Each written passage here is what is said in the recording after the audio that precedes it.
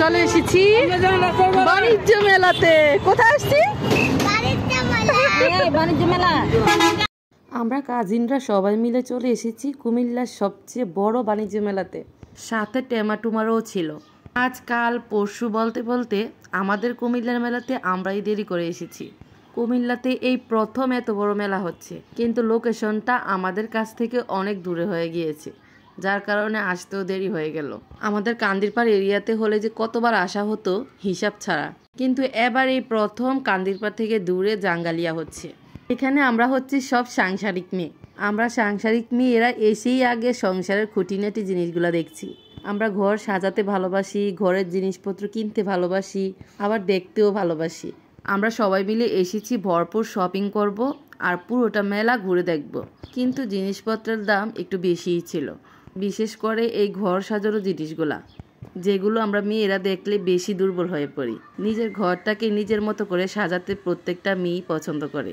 বিয়ের আগে সময় ছিল একটা, আর বিয়ের পরের সময় হলো আরেকটা। যাই হোক, কেনাকাটার মাঝখানে আমি চলে এলাম এই গার্ডেনে, কারণ এই গাছপালা দেখলেই আমার ভালো লাগে। দেখেন কি সুন্দর আম গাছে আম ধরে আছে।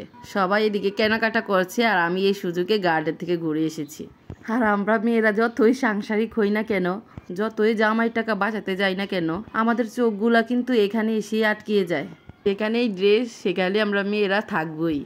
আমরা তো জামাই টাকা বাঁচাতে চাই, কিন্তু চোখ তো আর সেটা বোঝে না। চোখ একটা দুইটা করতে করতে তিনটাই নিয়ে নিল। তো এখান থেকে আমরা সবাই মিলে একরকম ড্রেস কিনলাম।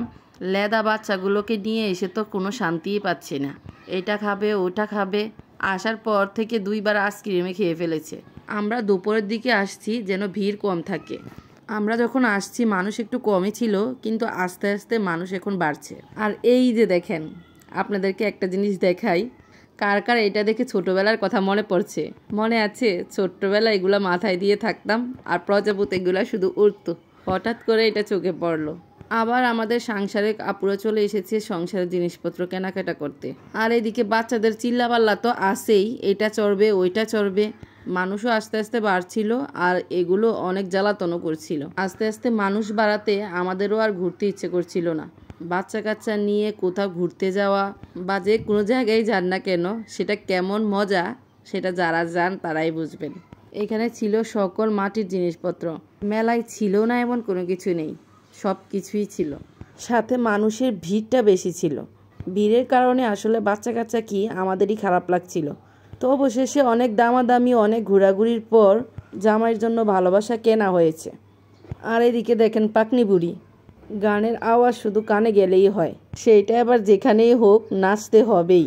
যাই হোক, অনেক আশা নিয়ে আসছিলাম পুরো মেলা ঘুরে দেখব, কিন্তু সেইটা আর হলো না। এক তো ছুটির দিন, বিকেলের দিকে ভিড়টাও একটু বেশি ছিল, যার কারণে আমাদেরই খারাপ লাগছিল। আর বাচ্চা কাচ্চা কী করবে? আসার সময় কিছুক্ষণ দাঁড়িয়ে ঝর্ণা দেখছিলাম। মিউজিকের সাথে সাথে ঝর্ণাও ডান্স করছে। ভিতরে এন্ট্রি নেওয়ার পরই সর্বপ্রথম এটা দেখতে পারবেন। দেখেন কি একটা অবস্থা, কোনো রকম বের হওয়া। আর বের হওয়ার পর যা দেখলাম সেটা দেখার জন্য তো একদম প্রস্তুত ছিলাম না। মনে হচ্ছে কোনো এক গরু বাজারে আসছি। যাই হোক, এবার আসলে ছুটির দিন তো অবশ্যই আসবো না, আর সাথে কোনো লেদা বাচ্চাও রাখবো না। আমরা সবাই মিলে যে কিছু একটা খাবো সেটারও সুযোগ ছিল না। এক তো মেলায় ভিড়, সাথে আছে যানজট। আর দেখেন তাদের অবস্থা, খাওয়া দাওয়া ঘোরাফেরা শেষ, এখন ঘুম। যাই হোক, অবশেষে আমরা কোনো রকম কান্দিরপাড় পর্যন্ত এসেছি। কান্দিরপাড় এসে সবাই মিলে বসেছি ফুচকা খাওয়ার জন্য। এই হচ্ছে আমাদের মেলার জার্নি। রাস্তাঘাটের অবস্থাটা আর নাই বলি।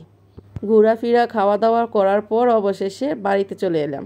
সবাই ভালো থাকবেন, সুস্থ থাকবেন। আজকের মতো টাটা, বাই বাই, আল্লাহ হাফেজ।